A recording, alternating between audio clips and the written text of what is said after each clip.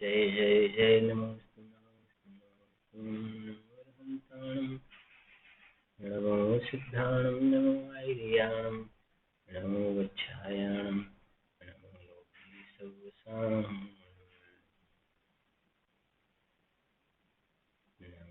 समय साराय स्वानुभूत्या चकासते चित्स्वभावाय भावाय सर्वभावान्तरच्छिदे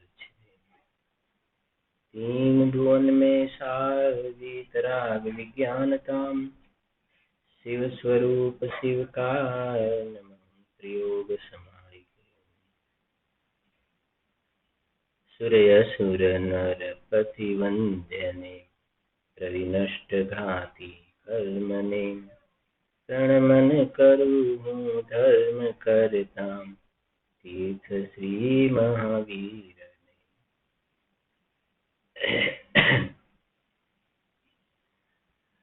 अष्टानिका महापर्वना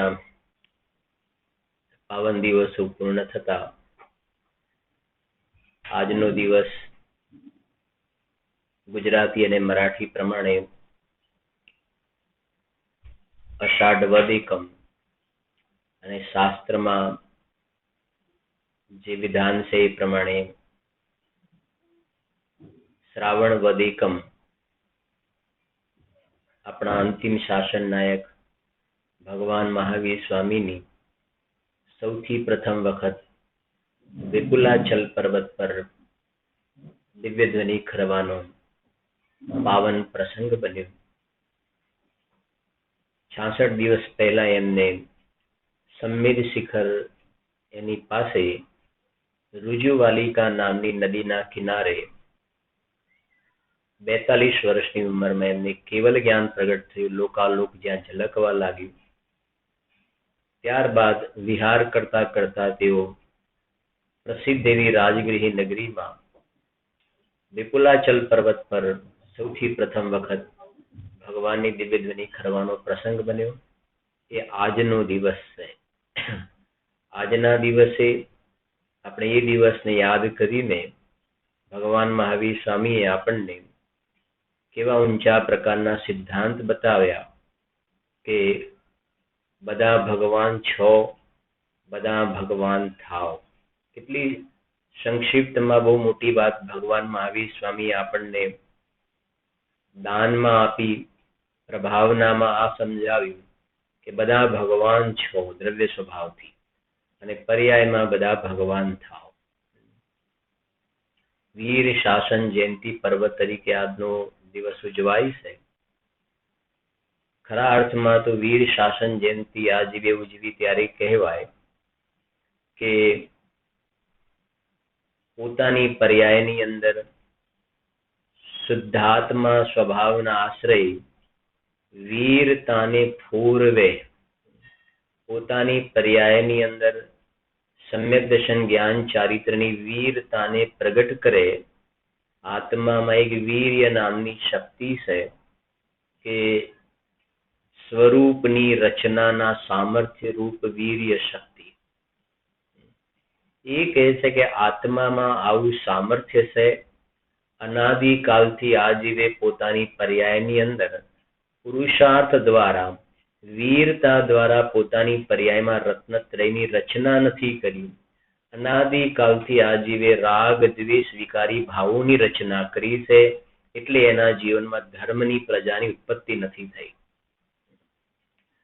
વીર શાસન જયંતિ મનાવી તો ત્યારે કહેવાય કે જિનેન્દ્ર ભગવાને અંદરમાં આવું પોતાનું પર્યાયમાં વીરતાને પ્રદાન કરવા વાળું જે પ્રભુત્વ નામની શક્તિ કહી, જેનો પ્રતાપ અખંડિત છે અને જે સ્વતંત્રતાથી શોભાયમાન છે, એવો પ્રભુનો પ્રભુ એવો આ શુદ્ધાત્મા એના આશ્રય વીરતા પ્રગટ કરે.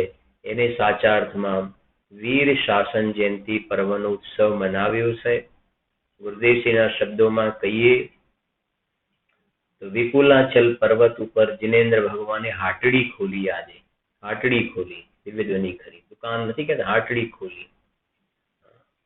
પાત્ર જીવો જે છે બધા માલ લેવા માટે આવ્યા અને ભગવાનની દિવ્ય ધ્વનિનું શ્રવણ કરીને કેટલાકે કેવલ જ્ઞાન પ્રગટ કર્યું, કેટલાકે નિર્ગ્રંથ મુનિ દીક્ષા અંગીકાર કરી, કેટલાકે શ્રાવકપણું, કેટલાકે શ્રાવિકપણું શ્રાવિકા, કેટલાક આરિકા થયા, કેટલાય જીવોએ રત્નત્રય સમ્યક દર્શનને પ્રગટ કર્યું.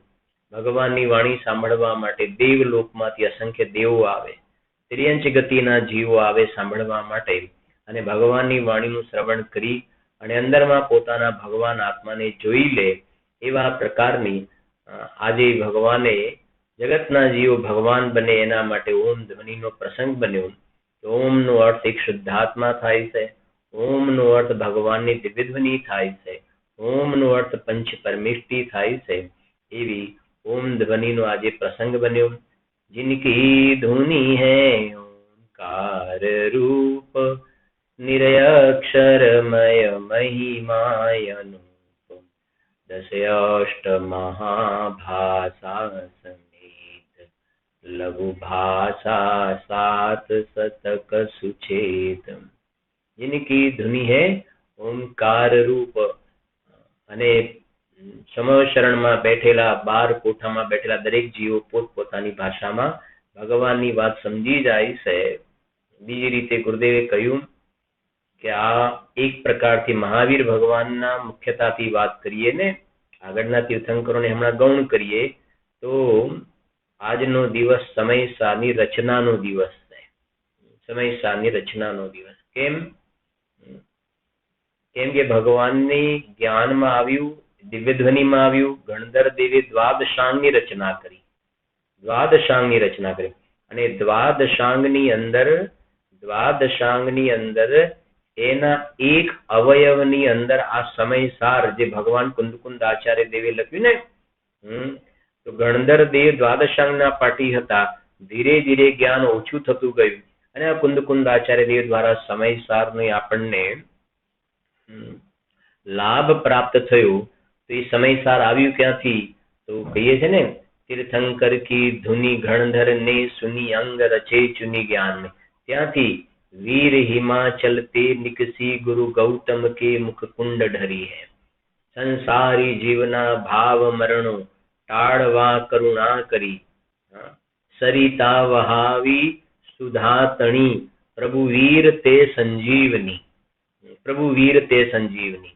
સો સાતી દેખી સરિતને કરુણા ભિના હૃદયે કરી. મુનિ કુંદ સંજીવની સમય પ્રાભૃત તણે ભાજન ભરી. વાત તો ત્યાંથી આવી ગઈ ને, કનેક્શન થઈ ગયું ને. આ કુંદ આચાર્ય દેવે આ સમયસાર સંજીવની છે, આ જીનવાણી સંજીવની છે. સંજીવની એવી જડીબુટ્ટી છે ને કે ક્યારે પછી એને સંસારની અંદર જન્મ મરણ કરવા પડે નહીં. સંસારનો અંત આવી જાય અને સારી અનંત કાળ સુધી પ્રતિ સમય અનંત આનંદને ભોગવે એવી આ પ્રકારની સુંદર સંજીવની જડીબુટ્ટી, રસાયણ, પંચામૃત જેને કહેવાય, પંચમ ભાવને બતાવવા વાળી આ વાત એ આપણને ભગવાન મહાવીર સ્વામી દ્વારા આ પરંપરા રૂપથી આજે આપણને એ જ વાત ઉપલબ્ધ છે આજે. અને બસ વીર શાસન જયંતિ ત્યારે કહેવાય કે આ જીવ અનાદિકાલથી પોતાના આત્માની ઉપર શાસન નથી કરતો. મોહ આના ઉપર શાસન કરે છે. ખરેખર તો જીવે જીવની ઉપર શાસન કરવાનું છે. એટલે કે આ પર્યાય દ્રવ્યમાં આભિત થાય ને તો એની શોભા છે. બાકી ચોથી ગાથામાં કહ્યું છે કે મોહ રૂપી ભૂત બળદની જેમ આની પાસે ભાર વહેવડાવે છે. તો એ તો ખોટી વાત થઈ ગઈ ને. વાસ્તવમાં એટલે કહ્યું કે વીર શાસન જયંતિ તો પોતે આત્માની ઉપર અનુશાસન કરે અને આ મોહ રાગ દ્વેષનો અભાવ કરે. 38મી ગાથા સમયસાર પ્રમાણે જીવ ઉપર જ્યારે જીવનો અધિકાર આવે ત્યારે સાચા અર્થમાં જીવે વીર શાસન જયંતિ મનાવી એવો વ્યવહાર કહેવામાં આવે. અને એ ભગવાનની ઓમ ધ્વનિમાં જે વાત આવી ને, આ જે બધા એ જ એના જ અવયવ કહેવાય એની આપણે ચર્ચા કરી રહ્યા છીએ. એના અંતર્ગત લોક ભાવનાનો સ્વાધ્યાય આપણે આજે પ્રારંભ કરવાનો છે. લોક ભાવનાની અંદર લોકની અંદર કેવા કેવા પ્રકારની રચનાઓ છે, કેવા પ્રકારની રચના છે, અને આ જે કેવી રીતે આ આત્માને ભૂલીને નિજ ચૈતન્ય લોકને ભૂલીને આ લોકની અંદર ક્યાં ક્યાં કેવી કેવી રીતે રખડપટ્ટી આને કરી છે, અને આ લોકનું સ્વરૂપ આ ભગવાન મહાવીર સ્વામીએ દિવ્ય ધ્વનિ ખરી ને, તો દિવ્ય ધ્વનિમાં ચારે અનુયોગ આવ્યા. તો કર્ણાનુયોગની અંદર આ લોકની ચર્ચા આવી, દ્રવ્ય અનુયોગમાં ચૈતન્ય લોકની ચર્ચા આવી. આ બધી સમજવું કે આપણે આ એક પ્રકારથી આ સામે જીનવાણી છે ને, તો એક પ્રકારથી આપણે જિનેન્દ્ર ભગવાન સાથે કનેક્ટ થઈ રહ્યા છે.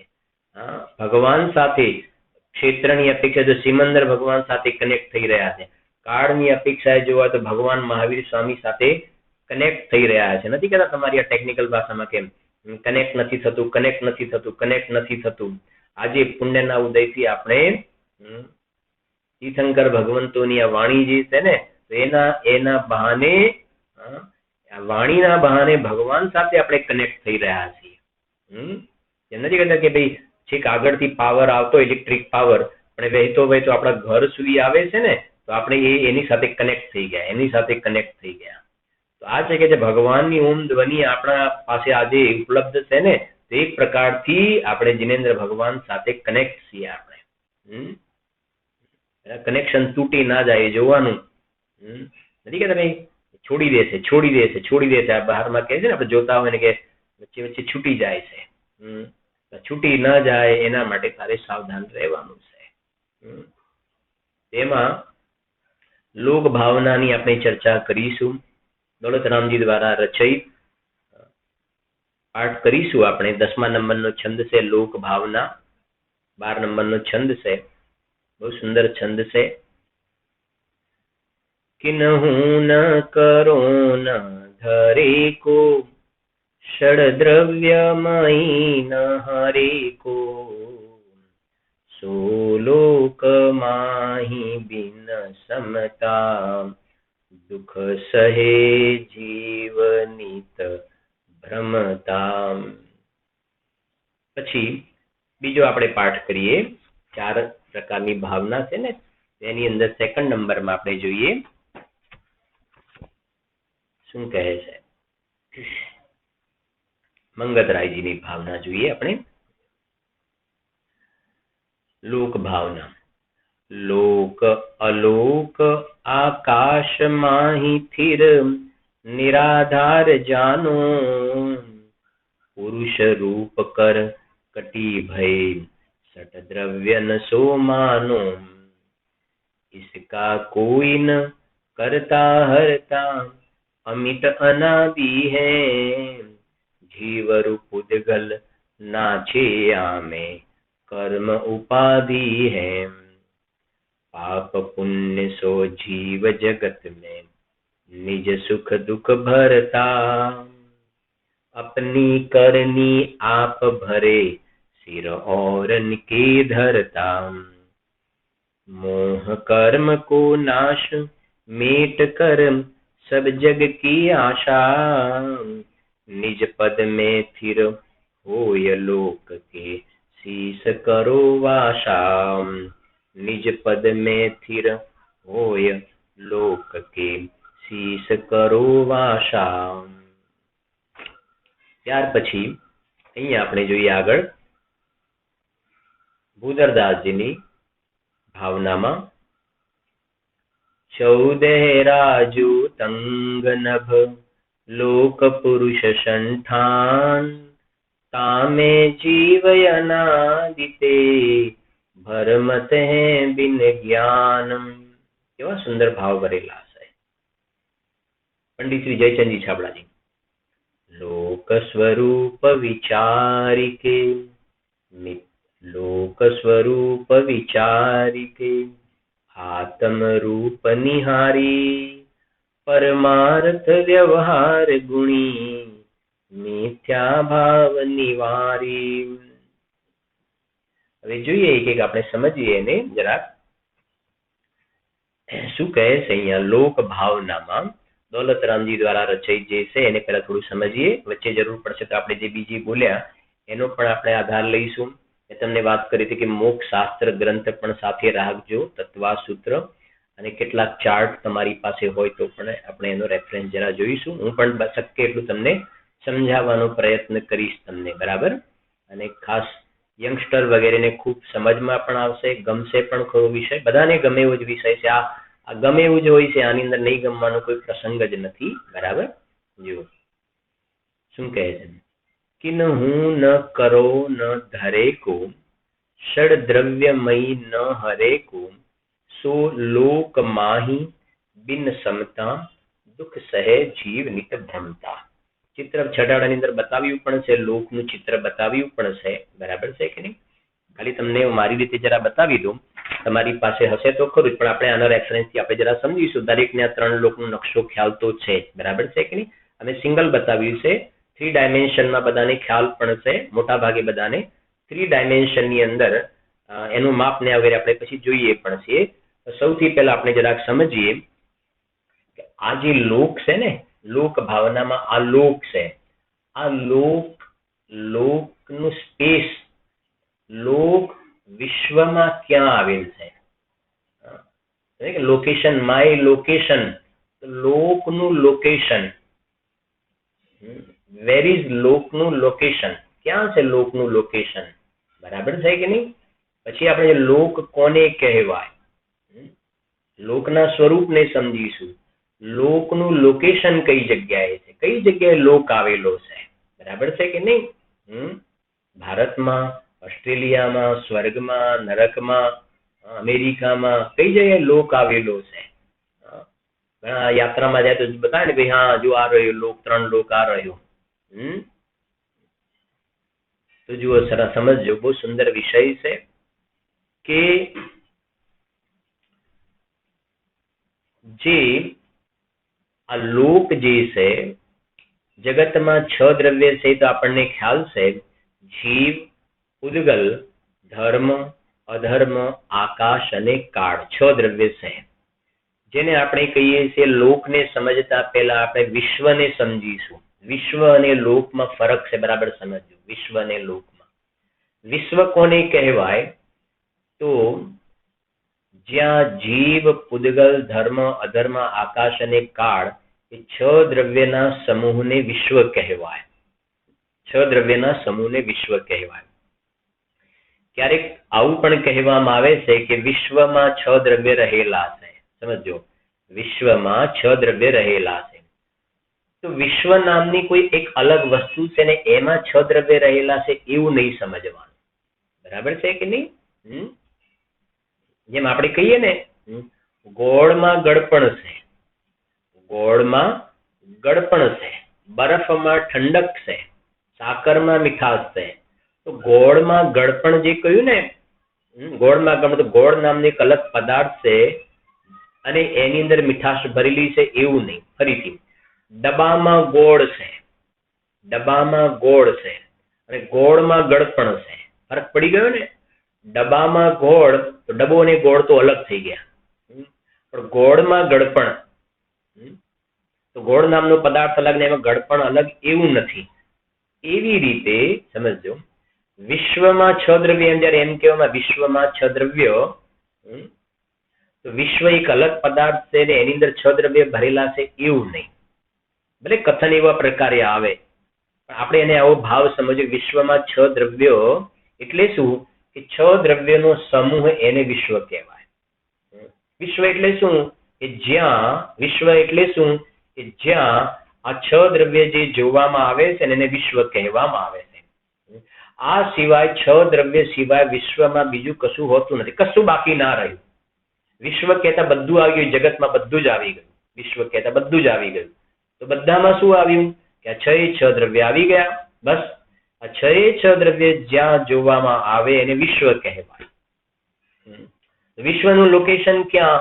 વિશ્વનું લોકેશન બધે જ છે, કોઈ જગ્યા એવી ખાલી નથી કે જ્યાં વિશ્વ નહીં કહેવાય. બરાબર છે કે નહીં?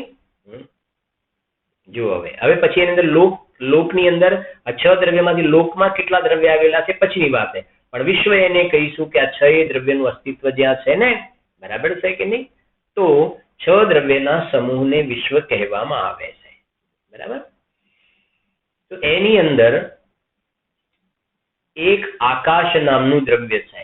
6 દ્રવ્યમાં એક આકાશ નામનું દ્રવ્ય. એ આકાશ દ્રવ્ય જે છે એ અનંત પ્રદેશી છે. આ ઉપર ક્લાઉડ બધા દેખાય છે, વાદળા છે, એ આકાશ નહીં. આકાશ અરૂપી છે, આપણે નથી જોઈ શકતા. આપણે આ વચ્ચે જે છે તમારા ને મારા વચ્ચે જગ્યા, સામે આ બીજી સામે વસ્તુ જે છે એની વચ્ચે જગ્યા છે, ત્યાં પણ આકાશ છે, અરૂપી છે. સમજો કે આ આકાશ દ્રવ્ય જે છે અનંત પ્રદેશી છે. અનંત પ્રદેશી એને બીજી રીતે સમજીએ તો બધી દિશાઓની અંદર આકાશ ફેલાયેલું છે, એનો કોઈ એન્ડ નથી. અનંત અનંત અનંત અનંત અનંત અનંત અનંત અનંત અનંત અનંત અનંત અનંત અનંત અનંત અનંત ગુરુદેવ ખૂબ કહે છે ને, અનંતનો જે વિચાર કરે ને તો પણ એને ખ્યાલ આવે કે મહિમા આવી જાય. આ લોકના સ્વરૂપને વિચારીને આસ્તિક્ય બુદ્ધિ પ્રગટ થાય કે ના, આવા પ્રકારે વિશ્વની રચના આવી છે, આવી વ્યવસ્થા છે, અને એમાં હું કોણ છું, મારે શું કરવું જોઈએ. આ લોક ભાવનાનું ફળ અંદરમાં ચૈતન્ય લોકને જોવા માટે લોક ભાવના સમજવાની છે. ચૈતન્ય લોકને જોવા માટે લોક ભાવના, બારે ભાવના આનંદની જનની કહી છે. બહુ સુંદર છે. એક પ્રકરણ શાંતિથી ધીરે ધીરે સમજીશું આપણે. અનંત પ્રદેશી આકાશ છે, કોઈ છેડો નહીં, આ બાજુ અનંત અનંત અનંત અનંત અનંત અનંત. અને ભગવાનના જ્ઞાનમાં એનો અંત નથી જણાતો. અને અંત નથી જણાતો એથી કરીને ભગવાનનું જ્ઞાન કોઈ સીમિત થઈ ગયું એવું નથી. અનંતને અનંત તરીકે ભગવાન જાણે છે. અનંતને અનંત. જો અનંતનો અંત દેખાય તો પછી અનંત ક્યાં રહ્યું? અનંતનો અંત દેખાય તો અનંત ક્યાં રહ્યું? એ અનંત છે, એને જ્ઞાન, કેવલ જ્ઞાન અનંતને અનંત તરીકે જાણે છે.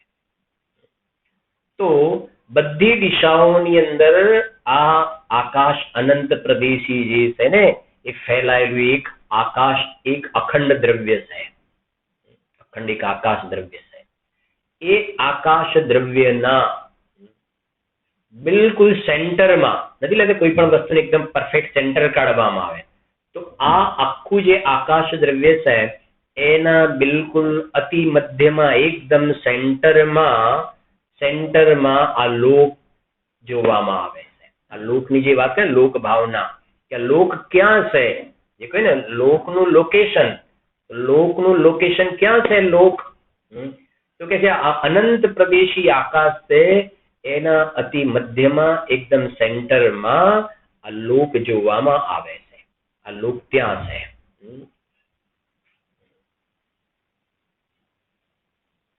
કે જે આ અનંત પ્રદેશી આકાશમાં એક બિંદુ સમાન છે. અનંત પ્રદેશી આકાશમાં એક બિંદુ સમાન લોક છે. એના પરથી કલ્પના કરીને કે આ લોકને છોડીને બાકીનું આકાશ કેટલું પહોળું છે, કેટલું વિસ્તાર ફેલાયેલો છે, એને એક બિંદુ જેટલું આ લોક છે. પછી સમજીશું આપણે જરાક એને થોડુંક આગળ વધીને. એમાં મારો બંગલો, મારા 3 બંગલા, સમજાય છે ને, મારી ફેક્ટરી, મારી ઓફિસો, હવે એ બધું સોચજો તમે. અહીંયા તો કહે છે કે અનંત પ્રદેશી આકાશમાં એક લોક પોઈન્ટ બરાબર છે, ખાલી આ લોક પોઈન્ટ બરાબર છે. અને એની અંદર મારી દુકાન ને, મારા શોરૂમ ને, મારી ઓફિસો ને, મારી એસી ઓફિસ ને, મારી ગાડીઓ, 4 જણની 4 ગાડીઓ. સોચજો તો ખરા, દેખાય તો જરાક અંદર ક્યાંક. આ લોક ભાવનાને એટલે સમજવાની છે, એટલા માટે. અને આ બાજુ તારો અંદરમાં જ્ઞાનની તાકાત એવી છે, જ્ઞાનની તાકાત કે આવા એક લોક અલોકને નહીં, અનંત લોકાલોકને પણ તું કોળિયો કરી જાય એવો તારો જ્ઞાન સ્વભાવ છે. તો તને મહિમા તો તારા સર્વજ્ઞ સ્વભાવની આવી જોઈએ, જ્ઞાન સ્વભાવની આવી જોઈએ. કે જ્ઞાનની તાકાત એવી છે કે અનંત પ્રદેશી જે આકાશ અને એમાં જે લોક રહેલો છે એ બધાને હું તો કોળિયો કરી જાઉં, એવું મારી તાકાત છે. તો જ્ઞાન સ્વભાવનો મહિમા નથી આવતો, અને બહારમાં 2-4 નાના ધૂળના ઢગલા સમજાય છે કે એના વડે હું મોટો, હું પોળો ને ગલી સાંકડી, એના વડે આમ ધરતી ઉપર ચાલવા લાગે છે ને, છૂટેડ બુટેડ જરાક આમ ક્યાંય ખોવાઈ જઈશ ભાઈ. આ લોકની અંદર જોઈએ છે ને, ક્યાં ખોવાઈ જઈશ. મનુષ્ય પર્યાય કેટલી દુર્લભ છે, શું કરવા માટે આ ભાવ મળ્યો છે. આ બાર ભાવના વૈરાગ્યની જનની કઈ છે, આનંદની દાતાર કહી છે. બાર ભાવનામાં આ લોક ભાવનાને લોકમાં રખડવા માટે લોક ભાવના નથી સમજવાની, પણ અનાદિકાળથી લોકમાં રખડપટ્ટી કરી છે ને, હવે કહે છે કે આ લોકમાં રખડપટ્ટી બંધ કરા, તને શોભતું નથી, ચૈતન્ય લોકમાં ચાલ્યો જા, નિજ લોક હમારા વાસા. એના માટે છે. તો જરા સમજીએ આપણે. સમજો કે આ અનંત પ્રદેશી આકાશ, એના બિલકુલ મધ્યમાં આ લોક આવેલ છે, કે જ્યાં લોકમાં શું છે કે જ્યાં જીવ દ્રવ્ય, ઉદ્ગલ દ્રવ્ય, ધર્મ દ્રવ્ય, અધર્મ દ્રવ્ય, કાળ દ્રવ્ય અને ત્યાં સુધીનું આકાશ છે. બરાબર? એટલે આકાશના, બરાબર સમજો, આકાશના જેટલા ભાગમાં, આકાશ તો અનંત પ્રદેશી છે, તો આકાશના જેટલા ભાગમાં, સમજો શાંતિથી, આકાશના જેટલા ભાગની અંદર, જેટલા ભાગમાં ધર્મ દ્રવ્ય વ્યાપ્ત હોય, ધર્મ દ્રવ્ય, કેમ કે ધર્મ દ્રવ્ય શું છે? એક છે. તો ધર્મ દ્રવ્ય આ એક છે ને આટલામાં વ્યાપ્ત છે.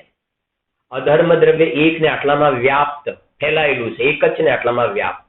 આવી રીતે એટલા માટે બોલું છું. બરાબર છે? ધર્મ દ્રવ્ય, અધર્મ દ્રવ્ય. બરાબર? પછી જીવ દ્રવ્ય અનંત છે, અનંત જીવ દ્રવ્ય છે. પછી પૂદગલ જે છે, પરમાણુઓ પણ અનંત અનંત છે, અનંત અનંત. બરાબર? પછી કાલાણુ તો અહીંયા આગળ એક પ્રદેશ ઉપર કાલાણુ.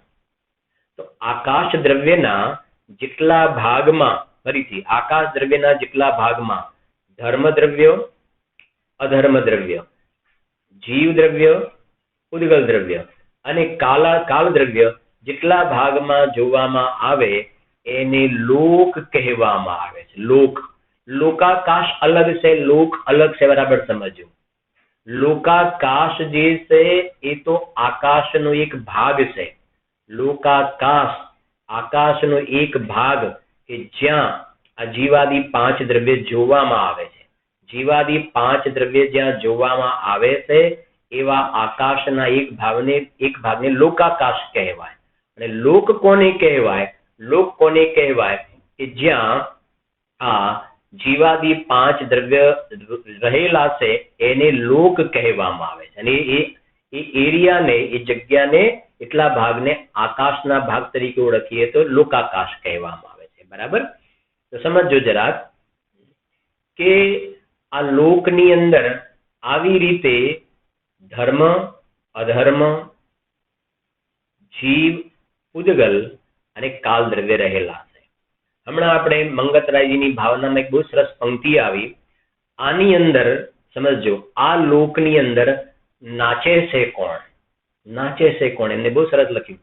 ધર્મ દ્રવ્ય એક છે તો પોતાની જગ્યાએ સ્થિર છે. અધર્મ દ્રવ્ય એ પણ પોતાની જગ્યાએ સ્થિર છે. બરાબર છે કે નહીં? ધર્મ આવી ગયા. આકાશ તો સ્થિર છે, આકાશ પણ. કાલાણુ જે છે પણ પોતાની જગ્યાએ સ્થિર છે. અને લખ્યું જીવ રૂપ પૂદગલ નાચે યામે. જીવ અને પૂદગલ આમાં નાચે છે. જીવ અને પૂદગલ નાચે છે. ક્રિયાવર્તી શક્તિ જીવ અને પૂદગલમાં જોવામાં. જીવ અને પૂદગલમાં ક્રિયા. અહીંયા જીવ હોય, સમજાય છે ને? અહીંયા જીવ અને અહીંયા પહોંચી જાય. 7 રાજુ ગમન કરીને ઉપર પહોંચી જાય છે, ફટાક દઈને વિગ્રહ ગતિમાં ગમન કરે. અહીંયાનો પરમાણુ છેક ઉપર આવી જાય 14 રાજુ ગમન કરીને. જીવ અહીંયાથી અહીંયા આવી જાય. સમજાય છે કે નહીં? એ આની અંદર જીવ અને પૂદગલ નાચે એટલે ક્રિયાવર્તી શક્તિથી આમાં દોડાદોડ કરે. ધર્મ દ્રવ્ય સ્થિર છે, અધર્મ દ્રવ્ય સ્થિર છે. આકાશ જેટલો ભાગ છે, આકાશ તો સ્થિર જ છે. કાલાણુ પોતાની જગ્યાએ સ્થિર છે. બરાબર છે કે નહીં? એટલે આવી ગયા જીવ, અજીવ, જીવ, પૂદગલ, ધર્મ, અધર્મ, આકાશ અને કાળ. બરાબર? હવે આગળ જરા સમજીએ છીએ. નેક્સ્ટ સ્ટેપ આગળ વધીએ છીએ એક પછી એક. આ જે લોક છે કે જ્યાં આકાશના જેટલા ભાગમાં આ જીવ, પૂદગલ, ધર્મ, અધર્મ અને કાળ એ પાંચ દ્રવ્ય જે જગ્યા પર જોવામાં આવે છે એને લોક કહેવામાં આવે છે. બરાબર? હવે આ લોક જે છે ને એ અનાદિ અનંત છે. અનાદિથી છે અને અનંત કાળ સુધી રહેવા વાળું છે. અનાદિ અનંત. એની કાળની અપેક્ષા અનાદિ અનંત રહેવા વાળો લોક છે આ. બરાબર.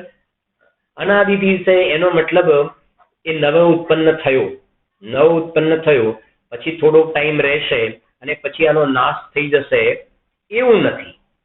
સમજાય છે કે નહીં? કેમ કે એનું લોજિક સમજજો. લોજિક શું છે? લોજિક એટલા માટે છે કે આ લોકમાં 6 દ્રવ્ય રહેલા છે. 6 દ્રવ્ય. બરાબર છે ને?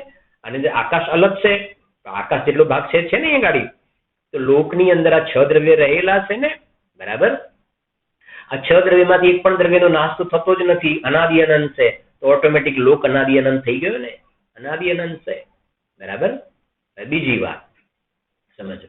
એક તો કાળની વાત કરી કે અનાદિ અનંત છે. અનાદિ અનંત. બીજી વાત છે કે આ જે એની રચના કોને કરી? અનાદિ અનંત છે, એનું કોઈ સ્ટાર્ટિંગ નહીં, એન્ડ નહીં. રચના કોને કરી? તો આપણે છડાની પંક્તિ કિન્હુ ન કરો ન ધરે કો ષડ દ્રવ્યમયી ન હરે કો. આવી ગયું ને? કિન્હુ ન કરો. આ જે લોક છે 343 ઘન રાજુનો લોક, એને કોઈએ કર્યો નથી. કિન્હુ ન કરો ન ધરે કો. કોઈએ આને ઉત્પન્ન કર્યો નથી, કોઈએ એને ધારી નથી રાખ્યો. કિન્હુ ન કરો ન ધરે કો ષડ દ્રવ્યમયી ન હરે કો. સમજી ગયા ને? કોઈએ આને ઉત્પન્ન નથી કર્યો, કોઈએ આને ધારી નથી રાખ્યો અને કોઈ આનો નાશ કરવા વાળું નથી. અનાદિ અનંત છે આ લોક.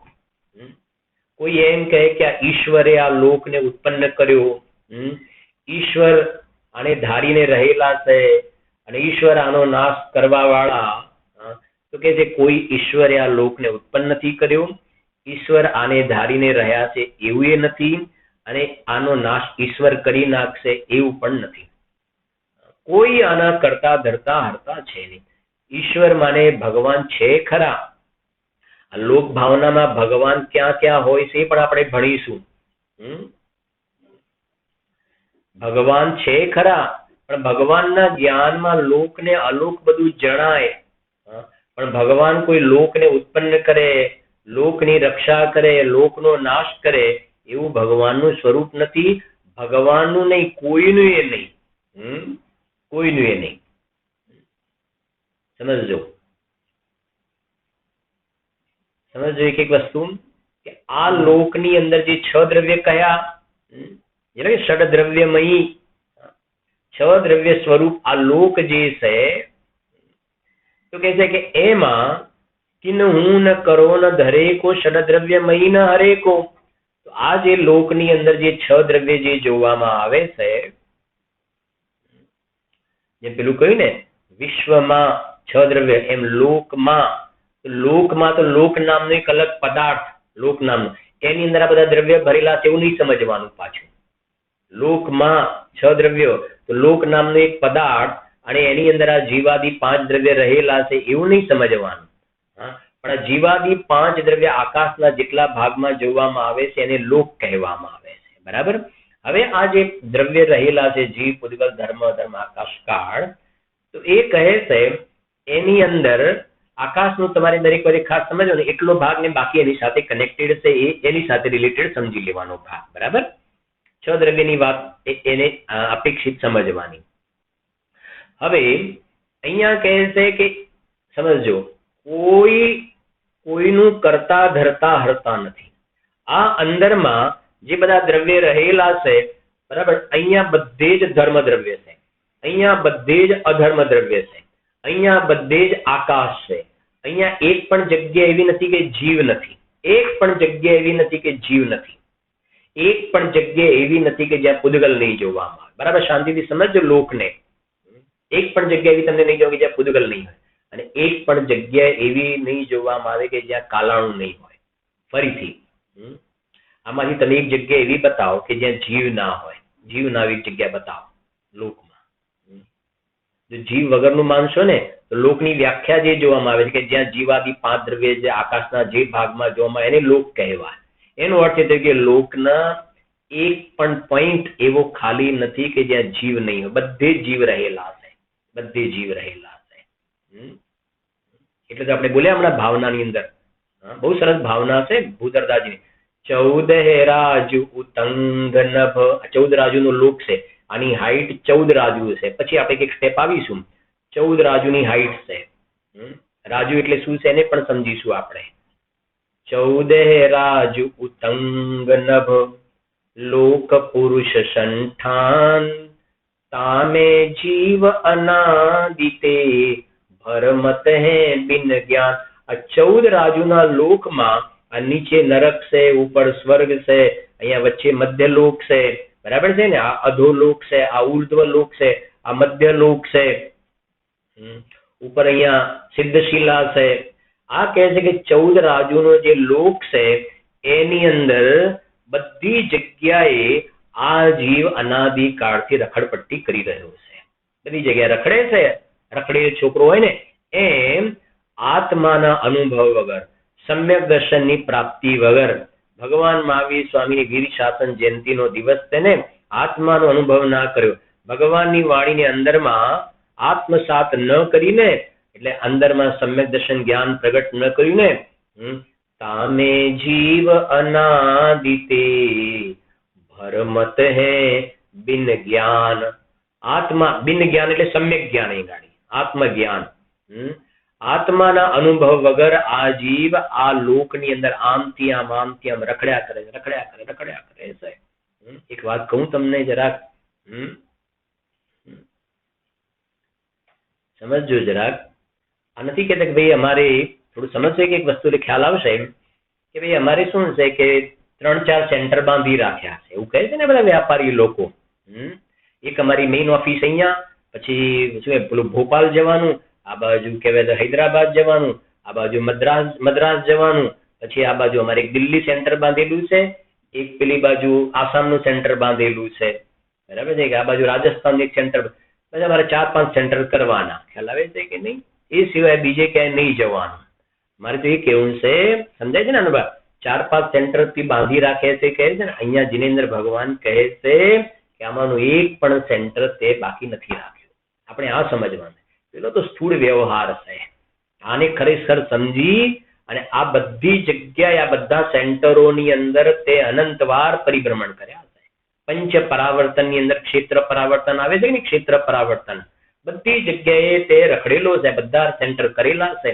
એક અંદરમાં પોતાનું જે શુદ્ધાત્માનું ચૈતન્ય સેન્ટર જે છે એ ભગવાન આત્માને સેન્ટર પોઈન્ટમાં બનાવી અને શુદ્ધાત્માનો અનુભવ નથી કર્યો ને, એટલે આ બધી જગ્યાએ રખડે છોકરાની જેમ રખડે છે. મિથ્યા દર્શન અનંતાનુબંધી કષાયોનું મોટું પાપ સેવન કરીને રખડે છે. તો કે છે આટલા મારા સેન્ટર, આ સેન્ટર નથી દેખાતું અંદરમાં, ભગવાન આત્મા સેન્ટર નથી દેખાતું, એ તો બાજુમાં રહી જાય છે. એ બધા સેન્ટરોને સાચવવામાં પડ્યું છે. તો એને સેન્ટરને બધા પેલા એક સેન્ટર હતું, પછી 2 કર્યા, 4 કર્યા, અને આ બધી જગ્યાએ રખડ્યું છે ને તું.